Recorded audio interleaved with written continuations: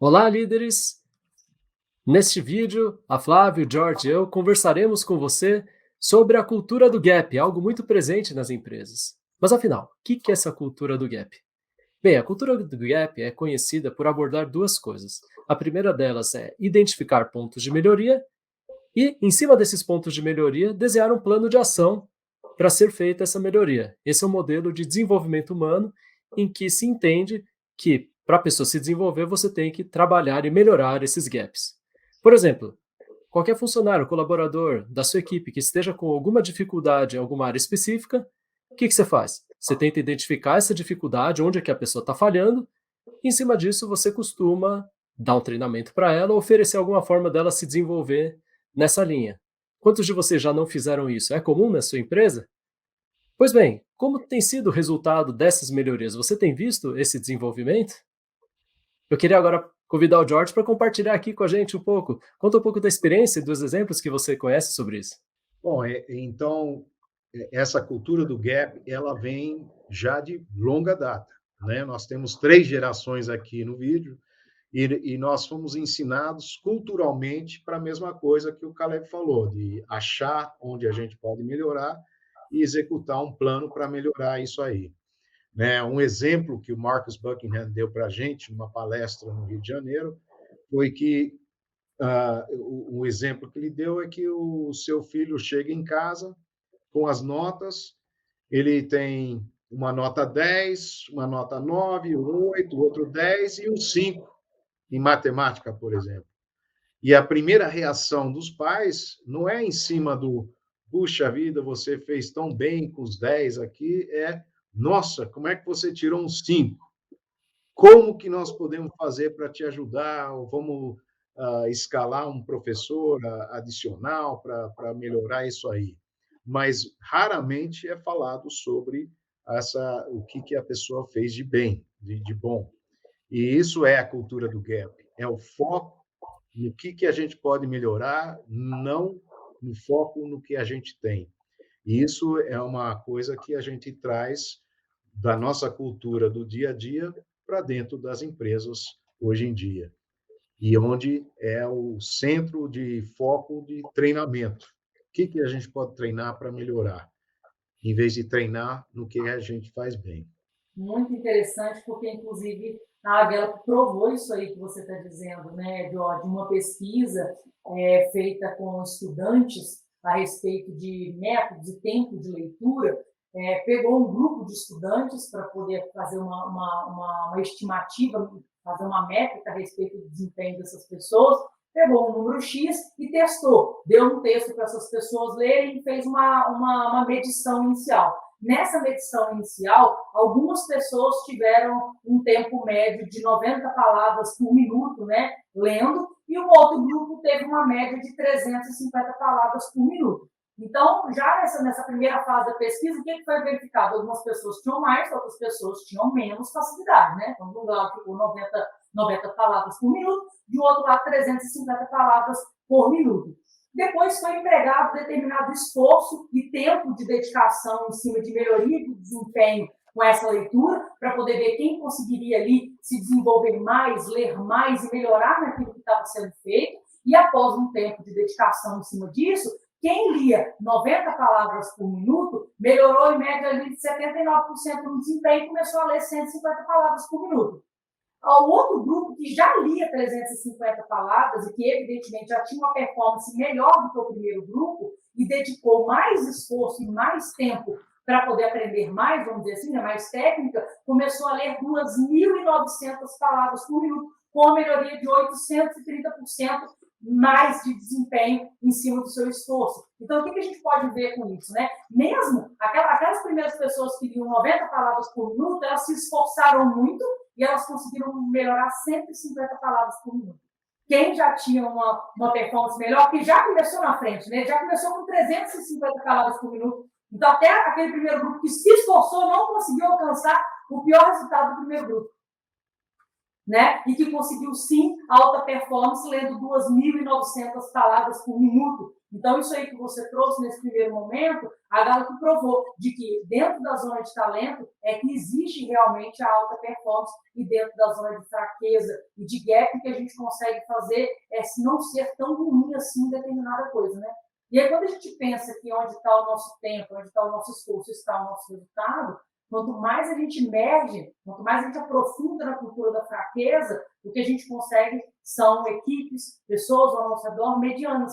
Né? A gente não consegue, porque a gente consegue sair de 90 para 150 palavras por minuto. E se a gente tem uma equipe que já tem uma aptidão para alguma coisa, ela pode chegar a uma alta performance em alguma coisa.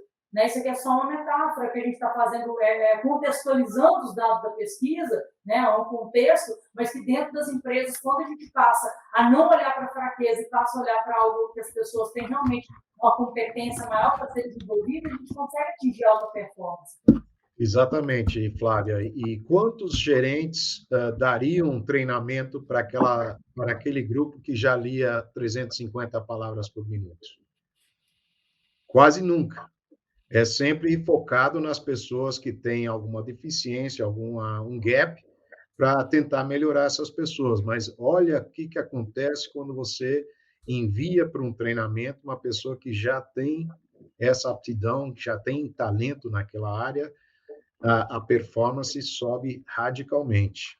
Então, a gente está buscando desmistificar esse cultura do gap para jogar ela para uma cultura de talento, de botar as pessoas fazendo as coisas que elas fazem bem, treinar, dar conhecimento, dar técnicas para eles fazerem ainda melhor.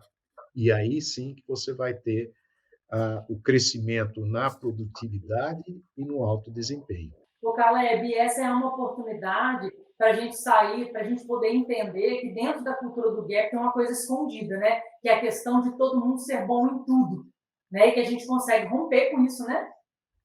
Sim, a premissa que está por trás, ou as premissas, uma delas é que tudo é só você pode aprender. Então, qualquer comportamento, qualquer coisa é uma questão de aprendizado. Eu posso aprender e posso copiar e vou conseguir fazer igual. Tem uma outra premissa que é que os melhores em alguma coisa fazem tudo do mesmo jeito. E aí, quando a gente começa a olhar essas premissas, elas podem trazer para a gente essa ideia. Então, tudo se resolve fazendo um curso, lendo um livro. E isso leva a gente a ter uma conclusão também curiosa de que para você ter sucesso, então, é só você investir nos gaps, né? O melhor caminho para você ter o alto desempenho vai ser corrigindo os gaps. Afinal, se tudo eu posso aprender, se os melhores já têm um jeito de fazer, já tem um modelo para seguir, é só pegar o melhor modelo e jogar todo mundo para aprender como copiar esse melhor modelo.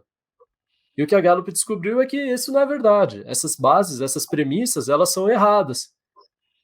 Na verdade, tem coisas que cada um consegue fazer muito melhor do que o outro. Há um fator interno que a gente chama de talento, que são características naturais. Então, não é todo mundo que consegue fazer tudo. Segundo lugar, as melhores pessoas que, né, os melhores profissionais ou aqueles que apresentam desempenho superior, eles fazem as coisas de forma diferente umas das outras. Elas conseguem alto desempenho, mas o como delas é diferente. Por quê? Porque elas são diferentes umas das outras. Elas têm talentos diferentes. Por isso que quando a gente começa agora a falar sobre essa mudança de paradigma do desenvolvimento, é que corrigir o gap não é o que vai te levar ao sucesso. Ele vai te impedir de fracassar. Mas a ausência de fracasso não é igual a sucesso. Assim como a ausência de doença não é igual à saúde, a ausência de fracasso não é igual a sucesso. Não perder o jogo e empatar não é ganhar o jogo. Como é que a gente faz para ganhar o jogo? Aí é onde a gente entende que quando você investe no talento, agregando nele novamente conhecimento, técnica, habilidade, tudo, você vai desenvolvendo cada vez mais do seu jeito. O alto desempenho, ele tem uma característica própria de cada pessoa. Quando você se conhece melhor, esse é um caminho muito interessante para você poder atingir resultados superiores. Nossa, é tão interessante isso que você falou, né, Caleb? Porque quanta perda de identidade existe dentro dessa cultura da fraqueza, né? O quanto que você deixa de ser você para poder atender uma expectativa do meio com relação a coisas que não necessariamente fazem sentido e que você tem facilidade realmente de desempenhar. E aí você fica ali dedicando o seu tempo, se doando para algo que, no final das contas, vai ser como resultado uma frustração muito grande, né? Sim. E olha só a perda de oportunidade da pessoa desenvolver aquilo que ela é muito melhor, porque ela passa o quê? Como você falou, onde você vai focar o tempo é onde você vai ter o desempenho. Então você tira o esforço naquilo que você poderia fazer mais diferença e você começa a focar todo aquilo naquilo que você está com a nota pior, com aquilo que não tem tanto a ver com você, que você precisava, no fundo, era só passar. Mas se você está dedicando todo o seu tempo para aquilo, quanto tempo vai sobrar para você fazer aquilo que tem a ver com você, que você pode se destacar, que você pode fazer a diferença, onde você pode ter o alto desempenho? Acho que é exatamente isso, né? Por isso que eu falei, uma perda de identidade. Você passa a ser apenas mais um, quando na verdade você já nasceu com coisas que te fazem único, né? E aí talvez você perca o seu olhar, a oportunidade de olhar para isso, né? E queira se encaixar em formas que talvez não façam sentido para você, né, Jorge? É isso mesmo. Quando as pessoas começam a descobrir o que elas são únicas, elas começam a abrir a porta do potencial que elas têm como em termos de desempenho. E essa cultura do gap força a gente a entrar em caixinhas iguais, cada um de nós. Isso não ajuda ninguém. Então, como líder, quando você olha para suas pessoas, é muito entender o que elas trazem de bem, de bom para aquela função e potencializar isso aí. E na área que não é tão boa, a gente tem que achar a causa raiz. Está fora da área de talento ou falta conhecimento ou habilidades ou técnicas. Quando já está na área de talento e a pessoa precisa de conhecimento, aí sim o treinamento é efetivo e cria excelência. Mas quando a pessoa está fora dessa área de talento, você investir naquilo não vai melhorar a performance da pessoa em nada. E tira o tempo necessário para desenvolver o que ela tem. Isso é fatal dentro da estrutura de desenvolvimento. Isso cria uma desmotivação da pessoa, né? Porque essa pessoa está batalhando o dia a dia, tentando aprender uma coisa, tentando se esforçar numa área, onde não tem prazer, não tem. Acho que é exatamente isso, né? Por isso que eu falei, uma perda de identidade. Você passa a ser apenas mais um, quando na verdade você já nasceu com coisas que te fazem único, né? E aí talvez você perca o seu olhar, a oportunidade de olhar para isso, né? E queira se encaixar em formas que talvez não façam sentido para você, né, Jorge? Traz o sentimento de que ela não é boa em nada, né? E da mesma forma que a gente diz que ninguém é bom em todas as coisas, também ninguém é ruim em todas as coisas, né? É uma máxima recíproca, né? E que talvez esse olhar das instituições para uma maneira diferente de fazer as coisas e passar a reconhecer e ajudar a potencializar as forças que a pessoa tem, aí sim está a alta performance e está a grande potência das organizações, né? Porque se essas empresas, todas as empresas são feitas por pessoas, a gente maximizando a potência, a possibilidade de entrega dessas pessoas, a gente está melhorando as organizações, né? Com certeza, né? E muito em cima da. Quando as pessoas são únicas e diferentes, você tem como contribuir uma com a outra. E quando você faz isso, você traz o melhor das pessoas. Ninguém cresce sozinho, ninguém desenvolve sozinho, você desenvolve com as outras pessoas. Então, tentando forçar você a ser uma outra pessoa, não é o método mais eficiente para você se desenvolver. É você usar os talentos das outras pessoas onde você não tem e potencializar o que você tem, criar uma interdependência para ter um resultado muito mais efetivo no final. Quando a gente fala dessa questão da cultura do gap, acho que talvez seja uma dificuldade dos líderes e das organizações de entenderem que, na verdade, essa questão de não ser bom em tudo, né? E que nas coisas que aquela pessoa já tem aptidão, dedicando mais tempo e esforço, ela vai conseguir ser melhor ainda, né? Eu acho que quando a gente começou, a gente estava falando ali a respeito do quanto que, quando a gente está ali numa sala de aula, desde a nossa infância, né? Infância, juventude, tínhamos uma nota ruim, a gente não tinha parabéns pela nota 10 e tinha um direcionamento de aula particular para a nota mais baixa. E assim acontece nas organizações ainda. Você, ao invés de ter um treinamento para coisas que você já é bom e você se tornar extraordinário e virar realmente uma referência dentro da empresa naquele assunto, naquela forma de fazer, que seja, a gente não. A gente, isso aqui você ainda não é tão bom. O feedback é sempre de melhoria. O feedback em cima da fraqueza, cutucando ali aquele 10% que você tem que talvez não seja tão destacado, assim, vamos falar dessa maneira. E aí cria, além dessa questão da motivação que você já trouxe, cria uma questão do cara não entender pertencimento. Eu realmente faço parte disso aqui, a minha contribuição ela é boa o suficiente para que eu continue fazendo aquilo que eu faço, que eu acho que é bom, porque também ninguém nem me fala se o que eu faço legal está tão bom assim. Então, na verdade, eu tenho até que sair de um pressuposto de que o que ninguém está reclamando está legal. Não tem ninguém reclamando disso, significa que está bom. Né? Eu acho que a cultura do gap tem muito isso, né? De pressupor que aquilo que é feito de legal é mais do que obrigação e aquilo que continua sendo uma fraqueza deve ser muito bobo, deve ser muito burro, deve estar fazendo de bobo, de surdo, porque ainda não entendeu que a gente está aí há um ano, há tanto tempo falando da mesma coisa. Mas talvez estejam sim falando da mesma coisa porque não faz sentido para aquela pessoa e ela esteja absolutamente fora de uma zona de desenvolvimento dela, né? Exatamente. Isso aí, quando a gente não tem então esse reconhecimento do que a pessoa agrega, ela nem sabe, porque muitas vezes para aquilo é natural para ela, ela nem imagina que aquilo que ela faz tão bem, muito melhor que os outros, poderia agregar para o time. E aí, quando a gente está na cultura do gap, ela fica muito mais do, será que vão falar de novo que eu não consigo fazer? Será que, né? Ela fica sempre na dúvida, porque está sempre sendo questionada sobre sua competência. E aí aquilo que talvez ela faça bem, que até você como líder, você possa reconhecer alguém na sua equipe, nossa, mas ela é fantástica naquilo, mas você não verbaliza isso porque você está mais preocupado em trabalhar o gap, essa deficiência que ela tem, ela começa a se definir pelas suas deficiências, ao invés de se definir pelas suas qualidades. E aí você fala, não, mas por que você não participa mais fazendo? Mas eu não sabia que aquilo era bom. Por quê? Porque ninguém nunca falou para ela. A questão do autoconhecimento, o papel do líder é muito importante, porque você como líder, você pode levar para os seus colaboradores, para eles saberem onde eles fazem a diferença na equipe, como eles fazem a diferença na equipe.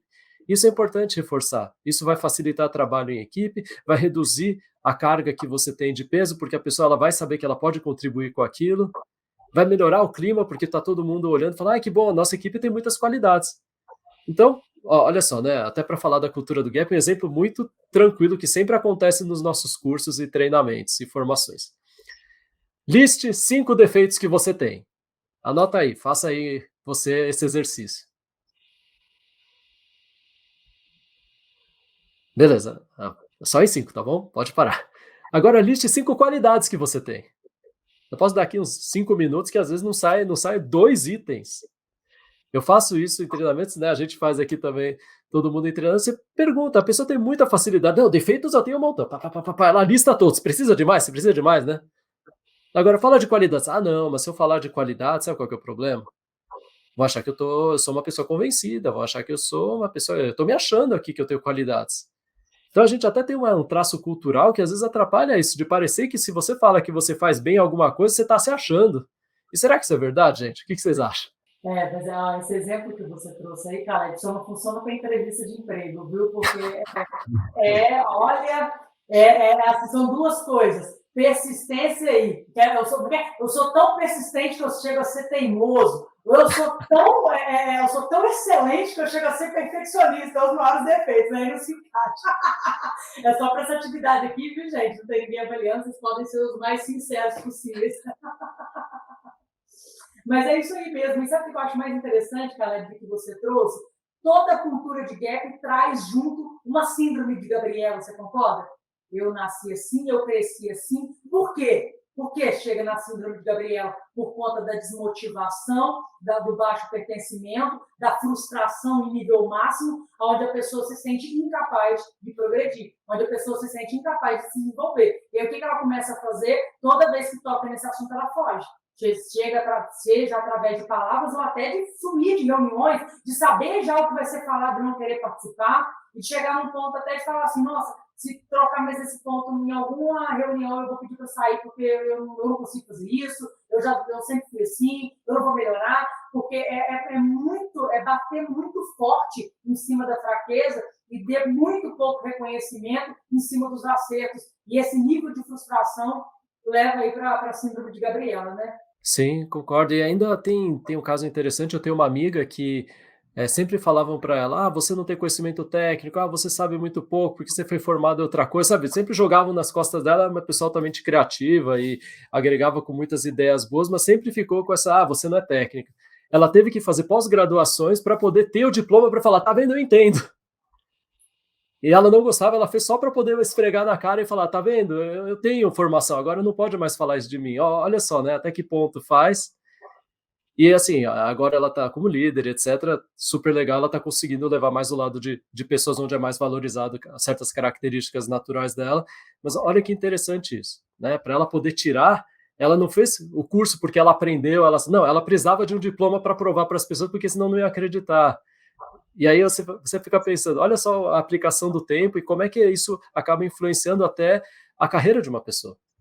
Autoestima, Porque essa cultura do gap ele começa a definir as pessoas, né, dentro da empresa. Eles ficam conhecidos pelo gap e raramente são conhecidos pelas virtudes e os talentos. Isso é uma coisa muito difícil de você tirar, né? Depois que você é rotulado com o gap, é muito difícil mudar isso aí. E é uma pena porque essa pessoa fica quase totalmente desmotivada dentro dessa situação, a não ser a sua amiga que foi lá e pegou um doutorado, sei lá, e são poucas as pessoas que fariam esse tipo de ação para mudar essa situação. Então, quando a gente pega o gap, as pessoas ficam rotuladas e fica um negócio bastante desanimador para todo mundo. vira aquela questão meio que de meme, né, Jorge? Vira uma brincadeira entre os colaboradores e às vezes é tão chato, porque às vezes pode ser uma brincadeira pública ou pode ser na ausência, você sabe que aquela brincadeira acontece, mas ela nunca acontece quando você está presente, e isso aí começa a te derrubar de N formas, né? E aí você realmente veste aquela forma, veste aquela carapuça e fala, ah, beleza, eu sou assim, e assim, eu com certeza não vou melhorar, porque todo mundo já sabe que eu sou assim, eu não mudo, isso aqui é a minha realidade, eu estou nesse buraco eu vou ficar, né? E acaba trazendo essa dor, né, de você sentir a incapacidade de uma melhoria, né? Sendo que você tem tantas coisas boas que possivelmente estão inexploradas, né? O líder tem que ter essa função, esse olhar, né, de primeiro analisar a causa raiz do gap. A causa raiz do gap é super importante, né, porque se ela é uma de talento, o encaixe na função, e essa encaixe é fundamental para a função, o líder tem que mudar a pessoa de lugar. Mas geralmente não é isso. Geralmente é um encaixe e entender o que essa pessoa tem de valor, que ela agrega, e achar um meio de fazer com que o gap desapareça. Pode ser que ela não possa virar uma excelência, mas que ela não fique como sendo o rótulo da pessoa. E isso, o líder tem essa responsabilidade de olhar dessa forma. E fazendo isso, muda totalmente o engajamento dessa pessoa. Então, essa gestão de fraqueza que você está falando, né, Jorge, é fazer simplesmente com que isso deixe de ser uma evidência, né? Deixe de ser uma marca principal e a gente possa realmente olhar para aquele colaborador com as coisas que ele tem de potencialidade, né? E não só o potencial, mas desenvolver o potencial, né? Não é só bastar a pessoa ter potencial, é focar naquele potencial, investir naquele potencial. Quando você investe naquele potencial, você tem um retorno muito maior para a pessoa, para o time e para a empresa. Quando você investe numa fraqueza, um investimento raramente é efetivo. Raramente é efetivo. Se você não sabe a causa raiz do problema e como é que esse problema está dentro do encaixe na função. Por exemplo, para você ter maestria em uma coisa, né? Esse negócio de falar as pessoas que têm talento já estão lá na frente, não. Para você ter maestria numa coisa, você tem que treinar no mínimo 10.000 horas numa coisa. 10.000 horas praticando, adquirindo conhecimento, adquirindo habilidades, adquirindo técnicas, fazendo uma vez, fazendo. E para você pegar maestria. Imagine o tempo que você tem que investir se você não tem talento, né? E a frustração da pessoa nessa situação. Então, vamos focar no que as pessoas têm e realmente desenvolver aquilo que o retorno para você como líder, para a empresa, para o grupo, para a Uhum. pessoa, vai ser infinitamente maior. Sim, isso também, né, da gente falando dessa cultura do gap e da ideia de que talento é inimigo do esforço é perigoso, porque a gente já tem aquele conto que as pessoas conhecem bem da lebre e da tartaruga. A lebre é talentosa, ela é rápida e a tartaruga, ela é esforçada, mas devagar. E aí o que que acontece? Elas vão apostar uma corrida, a lebre parte na frente, está muito à frente da tartaruga, mas o que que ela decide fazer? Ela decide dormir. E aí, devagarinho, a tartaruga chega, passa a lebre e ganha a corrida. Só que aqui, essa história, ok, tem um resultado importante, mas ela engana a gente um pouquinho, né? Porque ela acaba falando que o importante é a pessoa se esforçar, e a cultura do gap traz um pouquinho disso, né? O importante é o esforço que vai poder resolver os seus problemas. Quem é talentoso é preguiçoso. Mas não, quando a gente está falando da cultura que investe nos talentos, que acredita no talento, você precisa investir naquilo que você tem mais potencial, porque esse potencial parado não vai gerar resultado. Então a cultura do gap, por um lado, ela pode trazer muito de que, legal, você tem que melhorar. Claro, todo mundo tem que melhorar. A gente fala de melhoria contínua, não é que agora falando de talento não tem mais melhoria contínua. Só que faz muita diferença onde que você vai aplicar essa melhoria. Onde que você vai investir o seu dinheiro para ter um retorno melhor, um custo-benefício melhor, um risco-retorno melhor. E nós entendemos que para você poder investir tempo, experiência, conhecimento, técnica, vale a pena você investir onde você tem talento. Porque aqui é a sua chance de se destacar, é a sua chance de extrair o seu melhor e não somente em termos de potencial, mas você também sai com uma sensação de satisfação maior. Sua questão de identidade fica mais forte, você se vê fortalecido. O George ele trouxe, né, o conceito do Marcus Buckingham, um cara pró aqui em liderança e equipes de alto desempenho, e ele gosta de dizer que quando a gente está focando no ponto forte, a gente sai fortalecido. E isso eu acho que é uma verdade muito bacana. Porque, por um lado, se a cultura do gap leva a gente a se sentir enfraquecido, né, fica pensando naquela reunião de feedback. E agora eu vou ter reunião de feedback, né? O que que vão falar mal de mim? Então você já vai preparado para apanhar, né? Muita gente já vai lá para a reunião de feedback, já, deixa eu preparar, né? Tem aquele, senta aí, né? Senta, e aí você já vai ouvir e você já vai pensando o que que você vai falar para aquilo que vão criticar. E aí você sai né? Você sai daquela reunião, legal, falaram isso aqui, bom, dessa vez falaram isso, espero que não tenham falado aquilo. Mas qual que é a motivação de você trazer o seu melhor? O que que você discute sobre o futuro? Você acaba saindo de uma sessão meio que, tá bom, apanhei, agora vamos lá, força, resiliência, vamos dar certo, né? Não é tão interessante isso aí que você trouxe, Caleb, porque dentro dessas questões de treinamento existe uma estatística ela até geral, ela não é voltada para quem tem ou não talento, que é a estatística que fala que quando uma pessoa sai de um treinamento, ela perde talvez quase 80% de tudo que ela aprendeu ali, vai absorver um pouco mais do que 20%. Aí eu te pergunto, quando a gente tem uma empresa focada na fraqueza, que está tentando resolver um ponto não tão bom de um colaborador com o treinamento, o cara está ali dentro da sala de treinamento e na hora que ele vai se apresentar, pergunta para ele, o que você está fazendo aqui? Nem eu sei, a empresa me mandou.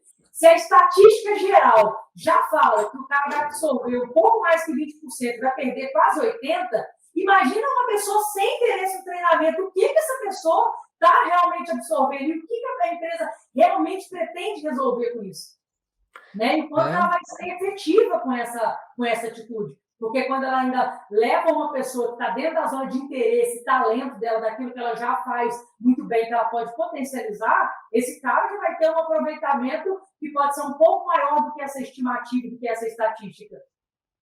né? Então, realmente, essa cultura de tentar trazer, através de um treinamento, sem entender a causa, aquilo que é uma deficiência em algum ponto daquele colaborador, é realmente uma cultura fadada a fracassar. Realmente é muito difícil você conseguir ter um bom desempenho com o colaborador através desse tipo de estimativa e de forma de conduzir a equipe, né? Aqui a gente está falando assim, não é que não funciona, porque a gente vê diversas empresas até hoje usando isso, só que poderia ser bem melhor.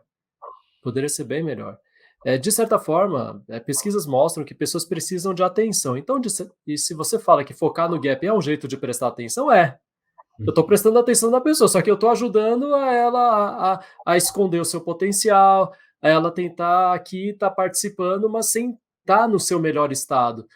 Aqui é como se a gente dissesse que tem dinheiro na mesa que você não enxerga. Tem a oportunidade de você gerar muito mais resultado com as pessoas que já estão aí. E quantas vezes, então, por causa do gap, a gente também não acaba, já que é assim, então vamos contratar alguém para poder cobrir o gap, já que não está dando, né? A gente vai usando outras estratégias e, no fundo, deixa de valorizar a pessoa que está lá dentro. Quantas vezes numa posição para você poder, ao invés de você conseguir trabalhar alguém dentro, que já conhece a cultura corporativa, que já conhece a equipe, e que ela poderia desempenhar bem se a gente prestasse mais atenção no que ela faz bem, a gente acaba trazendo alguém de fora e aquela pessoa fica altamente desmotivada, ela também não quer, vai embora também da empresa. Quantas vezes a gente, como líder, não está gerando aqui a rotatividade por não conhecer as potencialidades, os talentos dos nossos liderados? Mas eu acho que está funcionando com as empresas até hoje, mas tipo assim, vírgula, né? De que maneira isso realmente está funcionando com potência? Porque funciona com um número maior de pessoas, talvez para poder realizar a mesma coisa, o mesmo resultado sendo buscado por mais pessoas, justamente porque estão fora da zona de talento. E aí fica ali com aquele quadro de funcionários inflado, né? Muita gente para poder executar uma coisa, justamente porque não tem essa clareza do que pode ser feito com o trabalhador da zona de talento. Então, perde muito dinheiro, porque as empresas, às vezes, treinam e fica frustrado porque a pessoa sai, porque quando ela foi para o treinamento, ela já não gostava, já não fazia sentido para ela. E aí a empresa fez um investimento e a pessoa saiu. E não só isso, né? Porque pior do que você treinar uma pessoa e ela sair, é você não treinar e ela ficar. Então, ainda tem isso. Só que é aquele negócio, você treinar da forma errada é também uma dor para a empresa, porque é o mesmo que fosse se não fosse treinado. Equivale. Eu estou treinando uma pessoa em cima de algo incorreto. Então, eu não estou tendo o melhor dela, eu não estou tendo o melhor resultado. Ela está contribuindo menos do que ela pode. O potencial dela está lá em cima, mas o que eu estou trabalhando com ela está aqui embaixo. E aí entra a questão do que o Jorge falou, né? Não adianta uma pessoa ter potencial, porque aí eu acho que é aquele talento desaproveitado. É só um potencial, potencial não é resultado. Potencial de resultado não é resultado. O que é resultado é realmente aquilo, se realizar, ter uma conclusão. E dentro das empresas, o potencial das pessoas ter uma conclusão é ter um aproveitamento sendo convertido realmente para um ponto forte. Aí eu vou usar a palavra explorar, parece que está escravizando as pessoas, né? Não, mas o melhor aproveitamento daquilo que ela faz melhor. A pessoa feliz fazendo o que ela faz, né? A palavra é desenvolver. Pronto. Obrigada, Jorge. Não explorar. Mas é muito, muito importante isso, Flávia, porque quando as pessoas desenvolvem naquilo, o engajamento sobe. Quando o engajamento sobe, os seus resultados melhoram. Quando os seus resultados melhoram, você faz mais dinheiro. Quer dizer, é um círculo virtuoso quando você está trabalhando o assunto, as pessoas dentro do encaixe certo e dentro do potencial e o talento que elas têm. O oposto é certo. Quando você está trabalhando o lado do gap, o lado da deficiência, você perde, que nem você falou, Flávia, dinheiro está na mesa, você não pega esse dinheiro, o engajamento cai, os resultados caem, e a reação eu tenho que contratar mais pessoas, porque eu não estou dando conta, porque as pessoas não estão engajadas. Então, é um círculo negativo, não é virtuoso. Então, essa cultura do gap não está ajudando as empresas a chegarem à alta performance, e são uma barreira, na verdade, à alta performance.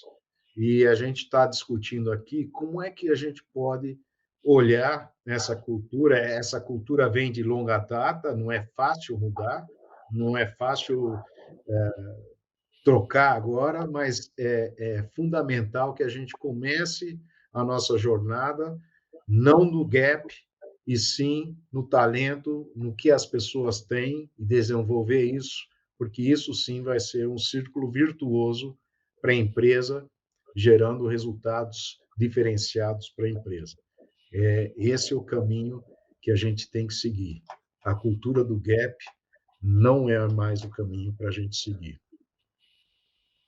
Exatamente. É muito engraçado, né, porque a cultura do gap também está muito ligada àquela ideia do manda quem pode, obedece quem tem juízo, que você tira muito do protagonismo das pessoas. A pessoa só fica lá, né, você vai lá, vai falando do problema dela e ela vai tentando melhorar, fica num ciclo e você fica sempre com parece que a pessoa que está avaliando se ela vai conseguir ou não atingir um certo modelo ou um certo patamar.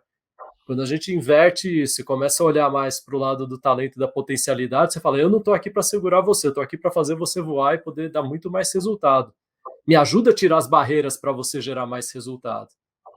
Olha que interessante esse paradigma para você como líder, de que você não precisa mais ficar aqui puxando as pessoas. Deixa elas voarem, você está lá junto com elas. Todo mundo vai voar junto, vai conseguir muito mais sucesso, vai conseguir muito mais resultados. Isso de uma forma natural e o mais legal, de uma forma altamente engajante. As pessoas estão lá com você, elas fazem parte, um senso de pertencimento forte. Por quê? Porque elas sabem, elas são reconhecidas por onde elas podem fazer a diferença e como elas podem fazer a diferença. E nisso, elas podem levantar a mão e falar assim: olha, eu sou muito bom nisso aqui, deixa eu ajudar, eu quero fazer isso. Eu faço isso pelo grupo, porque eu faço parte desse grupo. E todo mundo reconhece que aquela pessoa, ela contribui com essa qualidade que ninguém mais faz tão bem quanto ela. E olha que legal, quando você consegue ter esse senso de pertencimento e de orgulho próprio, de falar: puxa, eu faço a diferença na equipe, não eu sou mais alguém, sou igual a todo mundo aqui, tanto faz, tanto fez, não sei nem se eu existo. E sabe, no final que eu tenho um montão de defeito aqui, espero que não me peguem mais com defeitos. E você, líder, tem papel fundamental nisso. Não, e é tão bacana porque a gente conseguindo romper com isso, a gente consegue provar para as empresas que tão importante quanto, que existe uma importância da gente analisar e enxergar o erro, mas não de focar nele como uma primazia, mas na verdade de começar a fazer isso com relação aos acertos. Por quê? A capacidade de repetição do colaborador em acertar tem um potencial muito maior dentro da organização do que ele estar se corrigindo para as coisas que ele não está fazendo tão bem. E aí você olha para uma coisa que ele não está fazendo tão bem, se amarra nisso, se pega, e o que a gente está fazendo aqui é justamente propor essa ruptura, né? De você passar a olhar todas as outras coisas que ele acerta para que ele repita isso, melhore, e na repetição, inclusive, ele implante melhoria. A melhoria contínua, ela está no acerto, né? Você não tem melhoria contínua no erro. No erro cabe correção, né? Correção é diferente de melhoria contínua. E aí, dentro de tudo aquilo que a pessoa já tem de bacana, você implantar realmente melhoria contínua ou a possibilidade de alcançar a alta performance, você está trabalhando os pontos fortes, ela é muito maior e a satisfação desse colaborador, a sensação de pertencimento, engajamento, produtividade é muito maior, né? A lucratividade da empresa por conta do engajamento, né? Os ativamente desengajados, eles atuam na empresa de uma maneira que tem uma tendência de redução de lucro, então você tem a questão da potencialização do lucro, do faturamento, né, da produtividade do engajamento, né? É isso aí, ô George, fala um pouquinho de aprender com acerto, eu gosto bastante quando você explica, é muito bacana. Bom, a gente fala sempre né, o que você aprende quando você fracassa, né, ou você não acerta. A única coisa que você realmente aprende é o que não fazer, né? Quando você não, você fala, bom, da próxima vez eu não vou fazer desse jeito, mas ele não te fala como fazer. Então, as pessoas deveriam passar muito mais tempo estudando sucesso. Quando eu tive sucesso numa coisa, como é que eu fiz? Com quem que eu fiz? Né? Quem foi meu parceiro, minha parceira? Qual foi a situação? Porque quando você começa a estudar o sucesso, você pode, usando o exemplo da Flávia, replicar, fazer de novo, fazer mais. né? E você começa a acertar mais. E, que nem eu falei, é um círculo virtuoso. Estudar o fracasso, que muita gente faz, né? Perdemos a venda, vamos fazer uma autópsia, o que aconteceu, não sei. Você só vai saber o que não fazer. Bom, da próxima vez não vamos fazer isso. Você deveria passar mais tempo com o seu time estudando aquela venda que teve um sucesso imenso. O que nós fizemos? Como nós fizemos? Quem fez o quê? E aí você começa a achar isso aí, você começa a entender qual é o seu caminho de sucesso. E esse caminho de sucesso sempre passa pelos talentos dos seus colaboradores. O fracasso não passa pelo talento dos seus colaboradores. Então, sempre estudar o sucesso mais que o fracasso, sempre estudar o sucesso antes de fazer uma autópsia do fracasso. Aí você vai encontrar o caminho para frente e não o que não fazer. Adorei o autópsia, né? Tá morto, né? Realmente é só objeto de estudo, né? É verdade, amei isso aí. Espero que quem está acompanhando a gente tenha gostado desse conteúdo, possa realmente aprender como fazer a ruptura dessa cultura do gap, e para você poder saber muito mais, continua, né, seguindo a gente, acompanhando aqui no canal, e compartilha esse vídeo com quem fizer sentido para você.